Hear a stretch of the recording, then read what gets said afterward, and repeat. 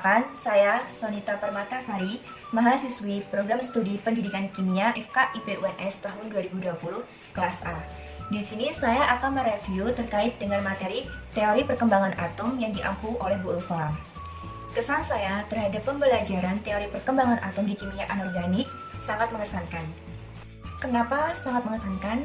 Karena dalam pembelajaran materi ini saya merasa excited dan tertarik terkait materi teori perkembangan atom. Oleh karena itu, saya akan mereview dan memberikan informasi sedikit terkait materi teori perkembangan atom. Nah, yuk langsung aja. Nah, sebelumnya aku mau tanya nih ke teman-teman. Menurut kalian, apa sih peranan penting ilmu kimia itu buat kita? Jadi, for your information ya, ilmu kimia itu penting banget ya guys. Karena ilmu kimia itu adalah ilmu yang mempelajari mengenai materi meliputi susunan, struktur, sifat, reaksi, dan perubahan serta energi yang menyertainya.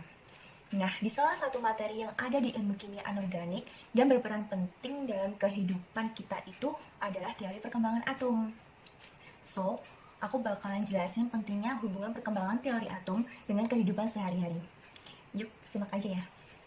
Jadi teman-teman, segala sesuatu benda di alam ini mempunyai unsur dan partikel dalam penyusunannya.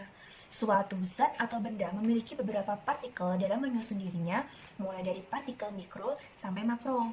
Nah, zat-zat itu akan tersusun atas partikel-partikel yang lebih kecil lagi, sehingga pada akhirnya tidak dapat dibagi lagi. Nah, partikel itulah yang dinamakan dengan atom. Konsep atom pertama kali itu dikemukakan oleh Demokritus yang lalu dikembangkan oleh Dalton. Nah, dari teori Dalton inilah muncul teori-teori baru seperti teori dari Thomson, Rutherford, Bohr, sampai mekanika kuantum. Nah, berikut penjelasan singkat tentang materi teori atom yang berkembang dari masa ke masa. Yang pertama ada teori Dalton. Bisa dilihat teman-teman gambar ini adalah teori model atom Dalton. Jadi, model atom Dalton itu dikemukakan oleh John Dalton pada tahun 1776 sampai 1844. Beliau adalah ilmuwan yang pertama mengembangkan model atom pada tahun 1803.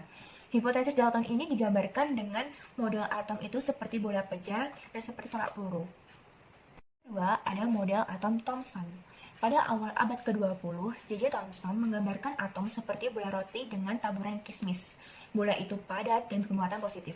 Di permukaannya tersebar elektron yang bermuatan negatif. Thomson membuktikan adanya partikel lain yang bermuatan negatif dalam atom.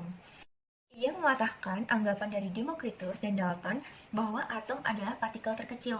Sayangnya model atom Thomson ini tidak dapat menjelaskan muatan positif dan negatif dalam atomnya. Nah, bisa dilihat teman-teman gambarnya. Gambar model atom Thomson. Selanjutnya, yaitu yang ketiga, model atom Rutherford. Jadi model atom ini dikemukakan oleh Ernest Rutherford. Jadi dia itu seorang ahli fisika kelahiran Selandia Baru.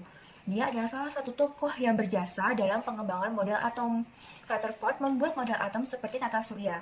Jadi, dia itu berpendapat bahwa atom adalah bola berongga yang tersusun dari atom dan elektron yang mengelilingnya.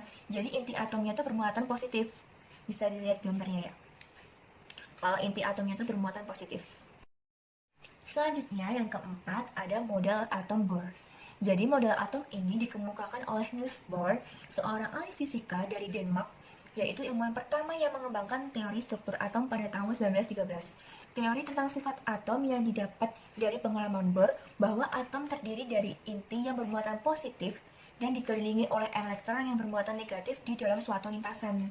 Jadi elektron itu bisa berpindah dari satu lintasan ke lintasan yang lain dengan menyerap atau memancarkan energi sehingga energi elektron atom itu tidak akan berkurang. And the last, atau yang terakhir, yaitu mekanika kuantum. Model atom modern setelah abad ke-20 yaitu mengenai atom makin terang benderang model atom modern yang kita yakini sekarang, yang telah disempurnakan oleh Schrödinger pada tahun 1926. Jadi model atom ini dengan orbital lintasan elektron disebut sebagai model atom modern atau model atom mekanika kuantum yang berlaku hingga saat ini. Jadi guys, teori perkembangan atom yang bisa dipercayai saat ini dan bisa kita lihat saat ini adalah mekanika kuantum yang telah disempurnakan. Jadi kalian bisa lihat gimana bentuknya atom mekanika kuantum. Nah, itu tadi adalah singkatnya tentang teori perkembangan atom ya teman-teman. Jadi for your information bahwa teori atom itu memiliki peranan penting terhadap kehidupan sehari-hari. Karena atom merupakan salah satu kajian utama dalam ilmu kimia. Dengan mempelajari teori atom, kita dapat mengetahui mengenai sifat kimia dan fisika, serta kegunaan dari partikel atau zat yang ada di sekeliling kita.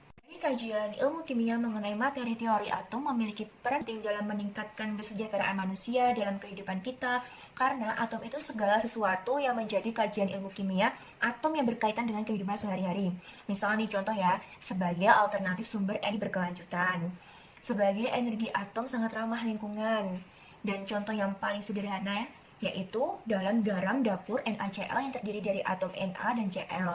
Terus waktu kita menghirup udara yang terdiri dari atom O dan atom N. Terus pensil atau perhiasan yang mengandung atom C. Banyak lagi contoh dan peran atom dalam kehidupan kita. Nah, itu tadi guys, adalah sebagian atau secuil tentang hubungan manfaat perkembangan teori atom dalam kehidupan sehari-hari. Dari sini tuh kita bisa lebih bersyukur dan berterima kasih ya kepada para tokoh atau ahli-ahli yang sudah menemukan tentang teori atom tadi guys. Tanpa beliau-beliau kita nggak akan tahu ilmu itu bakalan bermanfaat banget buat kita. Jadi kita sebagai salah satu penerus generasi milenial, harusnya kita tuh harus lebih semangat lagi dalam belajar. Pokoknya jangan sampai kendor guys semangat kita.